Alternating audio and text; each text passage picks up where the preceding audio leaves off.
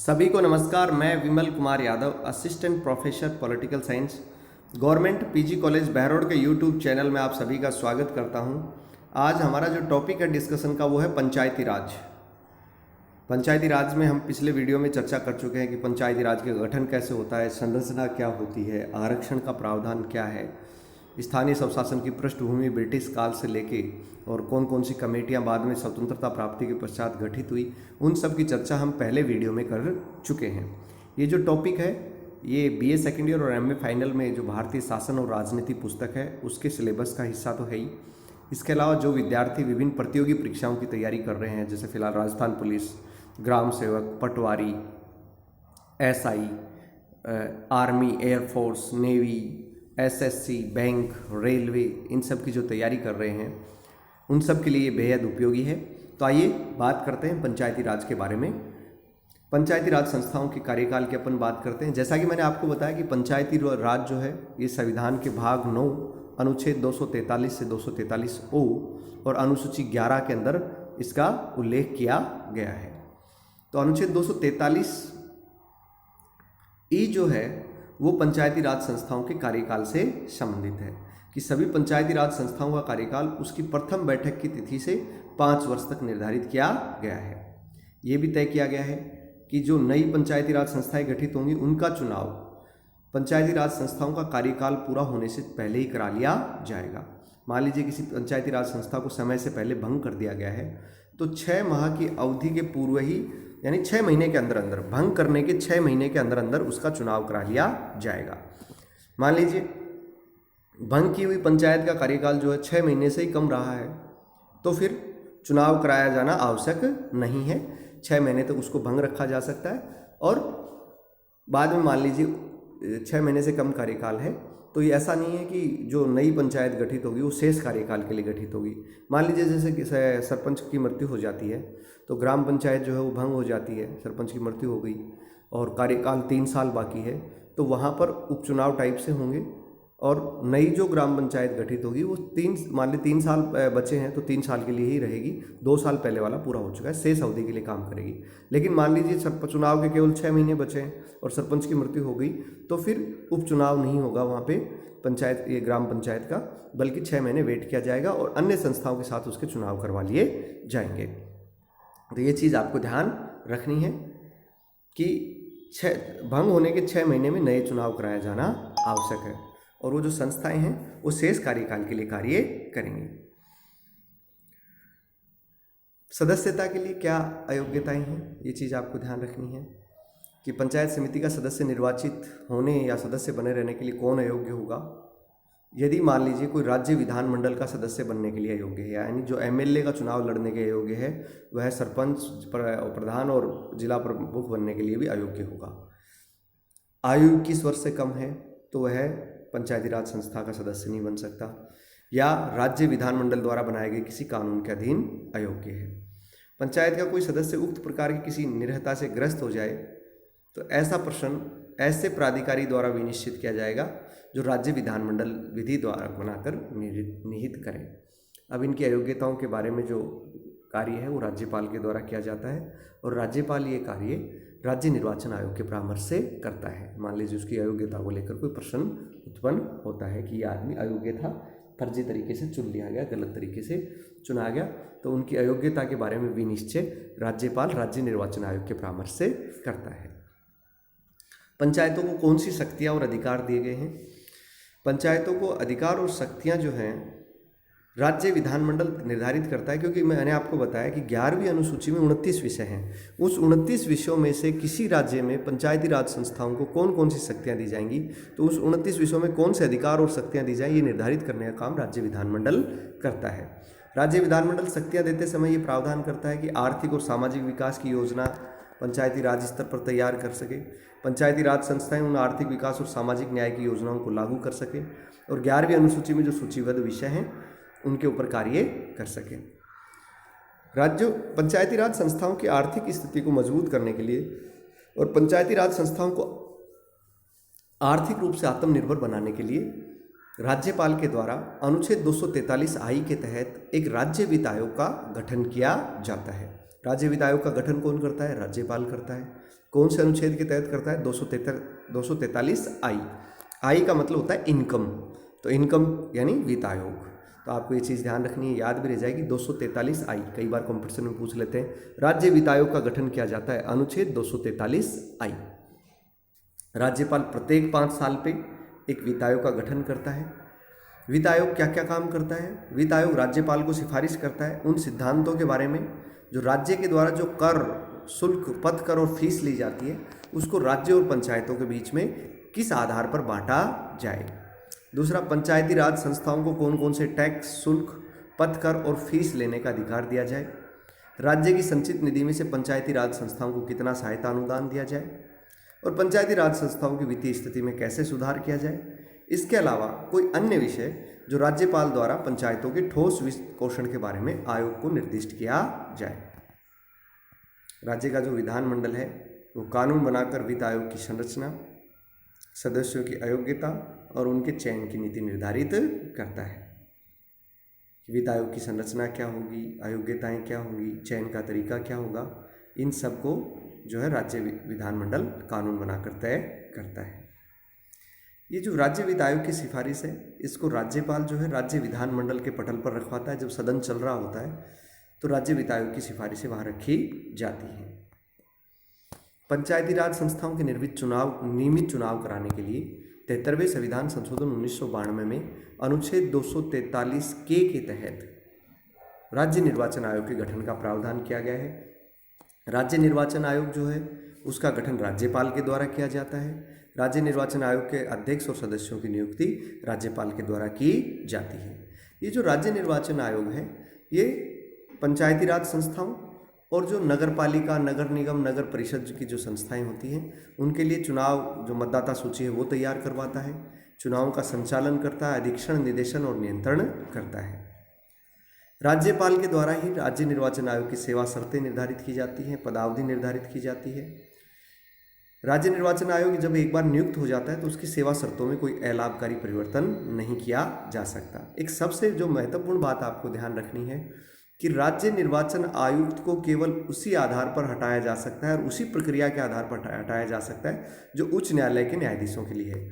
यानी राज्य निर्वाचन आयोग की नियुक्ति तो करता है राज्यपाल, लेकिन हटाने के लिए संसद जो है अपनी कुल सदस्य संख्या के आधे से अधिक उपस्थित और मतदान करने वालों के 2/3 बहुमत से संसद प्रस्ताव पारित करेगी और राष्ट्रपति द्वारा हटाने की सूचना जारी की जाएगी।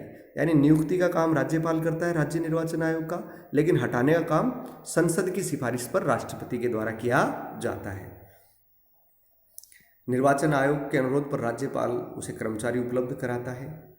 पंचायतों के चुनाव के संदर्भ में कानून बनाने का अधिकार राज्य की विधानसभा को है और पंचायत चुनाव का निर्णय राज्य सरकार द्वारा किया जाता है। केंद्रीय निर्वाचन आयोग की तरह राज्य निर्वाचन आयोग भी एक संवैधानिक निकाय है, स्वतंत्र निकाय है और ये पंचायती राज संस्थाओं के साथ साथ जो नगर पालिका, नगर परिषद, नगर निगम है उसके चुनाव भी संचालित कराता है। अब कुछ ऐसे राज्य हैं जहाँ भाग 9 लागू नहीं होता है। वो राज्य कौन कौन से हैं जहाँ ये जो पंचायती राज अधिनियम जो है भाग 9 जो है वो लागू नहीं होता। तो कुछ राज्य हैं जैसे अनुच्छेद 243 के खंड ए के तहत जो अनुसूचित क्षेत्र घोषित कर दिए गए हैं या जनजाति क्षेत्र घोषित किए गए हैं वहाँ लागू नहीं होगा। नागालैंड, मेघालय और मिजोरम में लागू नहीं होगा। रखना है ना मेघ मिजो यानी मिजोरम में मेघ नहीं है। नागालैंड, मेघालय और मिजोरम इनमें ये लागू नहीं होता। इसके अलावा मणिपुर के ऐसे पर्वतीय क्षेत्र जहाँ पहले से जिला परिषद विद्यमान है वहाँ ये लागू नहीं होगा। इसके अलावा पश्चिम बंगाल का जो दार्जिलिंग हिल एरिया है, दार्जिलिंग जिला है, वहाँ ये लागू नहीं होगा क्योंकि वहाँ पहले से ही दार्जिलिंग गोरखा पर्वतीय परिषद वहाँ कार्य कर रही है। तो कहाँ कहाँ लागू नहीं होता ये कई बार कंपटीशन में पूछा जाता है कि भाग 9 कहाँ कहाँ नहीं लागू होता। तो ना मेघ मिजो,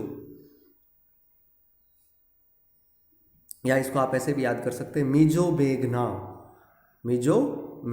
मिजोरम में, मेघालय में और नागालैंड में इसके अलावा मणिपुर के अंदर उन पर्वतीय क्षेत्रों में जहाँ जिला परिषद काम कर रही है, पश्चिम बंगाल के दार्जिलिंग एरिया में, क्योंकि वहाँ गोरखा पर्वतीय परिषद कार्य कर रही है। इसके अलावा अनुसूचित क्षेत्र और जनजाति क्षेत्र में भाग 9 के प्रावधान लागू नहीं होते हैं, क्योंकि यहाँ पर जो जनजातीय परिषद है वो काम कर रही होती हैं। अब जिला और राज्यों की जो पंचायती राज संस्थाएं हैं उसके कई जगह 1 स्तर हैं, कहीं 2 स्तर हैं, कहीं 3 स्तर हैं और कहीं 4 स्तर हैं। 4 स्तर केवल पश्चिम बंगाल में है, वहाँ ग्राम पंचायत, अंचल पंचायत, आंचलिक परिषद और जिला परिषद काम कर रही है। ज़्यादातर देश के हिस्सों में 3 स्तरीय पंचायती राज संस्था है, ग्राम पंचायत, पंचायत समिति और जिला परिषद। 3 स्तरीय पंचायती राज संस्थाएं कहाँ कहाँ हैं? यूपी, बिहार, महाराष्ट्र, आंध्र प्रदेश, तेलंगाना, हिमाचल प्रदेश, पंजाब, गुजरात, तमिलनाडु और राजस्थान। तो राजस्थान में त्रिस्तरीय पंचायती राज है। लेवल पे ग्राम पंचायत, बाद में पंचायत समिति और जिला परिषद। कुछ राज्य ऐसे हैं जहाँ 2 स्तर हैं, ग्राम पंचायत और पंचायत समिति, जिला परिषद नहीं है, जैसे असम, उड़ीसा, मध्य प्रदेश, कर्नाटक और हरियाणा। वहाँ जिला परिषद नहीं होती, वहाँ ग्राम पंचायत होती है और पंचायत समिति होती है। कुछ राज्य ऐसे हैं जहाँ केवल 1 ही स्तर है, जैसे केरला है, जम्मू कश्मीर है, त्रिपुरा है, मणिपुर है, सिक्किम है, यहाँ केवल 1 स्तर है। गोवा के अंदर 3 स्तर हैं, ग्राम पंचायत, तालुका समिति और जिला परिषद। पंचायती राज व्यवस्था के संबंध में समितियाँ कौन कौन सी गठित हुई हैं, इनकी बात अपन कर चुके हैं। बलवंत राय मेहता समिति 1957 में, अशोक मेहता समिति 1977 में, पीवी के राव समिति 1985, लक्ष्मीमल सिंघवी समिति 1986, पीके थुंगन समिति 1988। इसके अलावा संथानम समिति 1964 में गठित हुई थी। सादिक अली समिति जो है राजस्थान में गठित की गई थी। तो ये कमेटियाँ भी पंचायती राज व्यवस्था का अध्ययन करने के लिए गठित हुई हैं। परीक्षा में कौन कौन से सवाल आए हैं, इन सब का वर्णन आगे की स्लाइड्स में दिया गया है। जैसे बलवंत राय मेहता समिति की सिफारिश पर त्रिस्तरीय पंचायती राज व्यवस्था लागू की गई। सबसे पहले 2 अक्टूबर 1959 को राजस्थान के नागौर जिले में पंडित जवाहरलाल नेहरू ने उद्घाटन किया था। अशोक मेहता समिति ने केवल 2 स्तर की व्यवस्था की सिफारिश की थी। लक्ष्मीमल सिंघवी समिति और पीके सुंगन समिति ने पंचायती राज को संवैधानिक दर्जा देने की सिफारिश की थी। 73वां संविधान संशोधन 1992 जो लागू हुआ, उस समय प्रधानमंत्री थे पीवी नरसिंह राव और ये 24 अप्रैल 1993 को लागू हुआ था। जब ये लागू हुआ 24 अप्रैल 1993 को, तो उस समय राष्ट्रपति थे डॉक्टर शंकर दयाल शर्मा। जो स्थानीय स्वशासन है वो राज्य सूची का विषय है।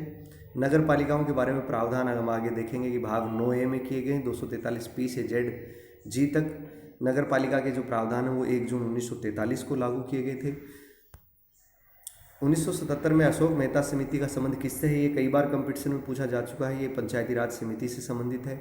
जिला स्तर पर जिला स्तर और मंडल स्तर पर मंडल पंचायत, तो ये अशोक मेहता समिति ने कहा था।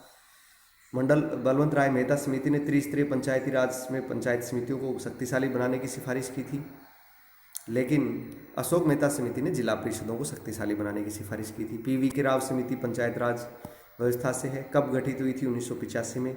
संवैधानिक दर्जा देने की सबसे पहले सिफारिश किसने की थी? लक्ष्मीमल सिंघवी समिति ने की थी।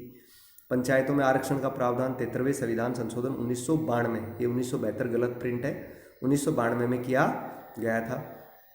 अनुसूचित जाति और जनजाति को पंचायतों में जो आरक्षण दिया गया है वो किसी राज्य में उनकी जनसंख्या के अनुपात में दिया गया है।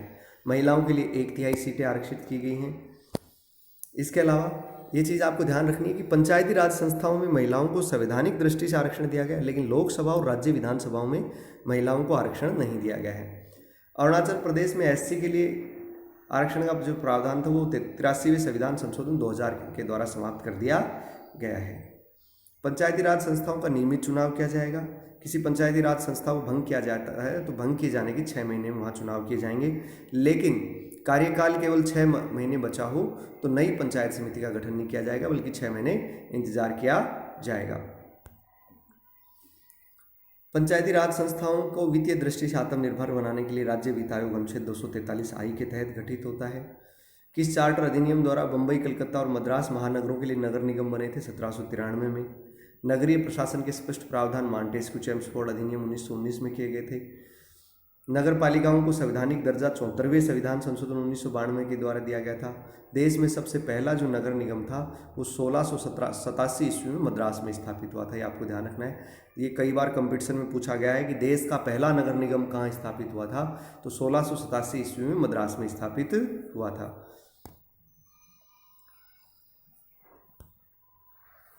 पंचायती राज व्यवस्था सबसे पहले राजस्थान के नागौर जिले में लागू की गई थी। 2 अक्टूबर 1959 को की गई थी। राजस्थान के बाद में आंध्र प्रदेश में लागू की गई थी। द्विस्तरीय पंचायती राज की सिफारिश अशोक मेहता समिति ने की थी। पंचायत के रिक्त पदों को भंग किए जाने के 6 महीने में जो है चुनाव कराया जाना आवश्यक है। वित्त आयोग का गठन अनुच्छेद 243 आई के तहत किया जाता है। राज्य वित्त आयोग राज्यपाल गठित करता है, 5 वर्ष के लिए गठित करता है। ये एक संवैधानिक निकाय है। चुनाव कराने के लिए राज्य निर्वाचन आयोग का गठन किया जाता है। कौन करता है? राज्यपाल। किस अनुच्छेद के तहत करता है? 243 के तहत करता है। स्वशासन जनक लॉर्ड रिपन को कहा जाता है। लॉर्ड रिपन ने जो प्रस्ताव पेश किया जाता था उसे स्थानीय स्वशासन का मैग्ना कार्टा कहा जाता है। पंचायती राज संस्थाओं और स्थानीय स्वशासन की जांच करने के लिए रॉयल कमीशन HCEH होब हाउस की अध्यक्षता में 1907 को गठित किया गया था। स्थानीय शासन को केंद्रीय सूची से हटाकर राज्य सूची का विषय भारत शासन अधिनियम 1919 में बनाया गया था। पीके थुंगन समिति का संबंध पंचायती राज से है। पंचायती राज को संवैधानिक दर्जा 73वें संविधान संशोधन 1992 के द्वारा दिया गया। पंचायती राज को लेकर प्रावधान संविधान के भाग 9 अनुच्छेद 243 से 243 ओ और 11वीं अनुसूची में किए गए हैं। संविधान जब लागू हुआ तो पंचायती राज के प्रावधान अनुच्छेद 40 में नीति निर्देशक तत्वों के तहत किए गए थे। स्थानीय स्वशासन कौन सी सूची का विषय है? ये कई बार कंपटीशन में आ चुका है। ये राज्य सूची का विषय है।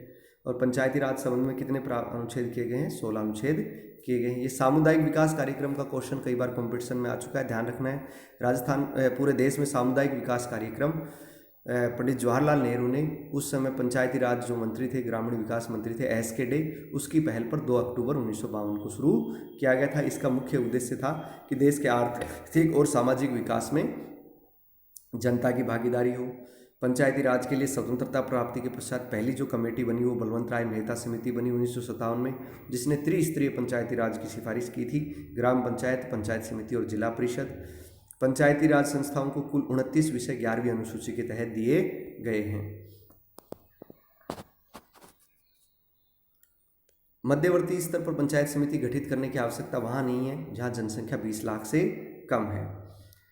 निर्वाचन क्षेत्र कौन कौन से होंगे इसका निर्धारण राज्य सरकार करती है। पंचायती राज संस्थाओं या शहरी निकायों में चुने जाने के लिए आयु कम से कम 21 वर्ष होनी चाहिए। ग्राम पंचायत का जो अध्यक्ष होता है सरपंच, और जो सदस्य होते हैं उनका चुनाव ग्राम सभा के सदस्य करते हैं। क्षेत्र पंचायत और जिला पंचायत अध्यक्षों का चुनाव जो है क्षेत्र पंचायत और जिला पंचायत के सदस्य करते हैं। तृणमूल लोकतंत्र और जमीनी स्तर पर लोकतंत्र पंचायती राज को कहा जाता है। आपका असाइनमेंट है कि आप पंचायती राज संस्थाओं का कितना कार्यकाल है, कौन कौन से अधिकार हैं, राज्य वित्त आयोग और राज्य निर्वाचन आयोग के बारे में लिखेंगे। लिखकर अपना असाइनमेंट आप कॉलेज के व्हाट्सएप ग्रुप में या मेरे व्यक्तिगत नंबर पर भेज सकते हैं। कोई समस्या हो तो यूट्यूब के कमेंट बॉक्स में या कॉलेज के व्हाट्सएप ग्रुप में आप मुझे भेज सकते हैं। उसका उचित समाधान करने का प्रयास मेरे द्वारा किया जाएगा। उम्मीद है ये वीडियो आपको पसंद आएगा। इसे लाइक करें, शेयर करें, सब्सक्राइब करें, ताकि इस कोरोना महामारी के काल में अधिक से अधिक विद्यार्थियों को इसका लाभ मिल सके। उम्मीद है ये वीडियो आपको पसंद आया है। आप सभी को बहुत बहुत धन्यवाद।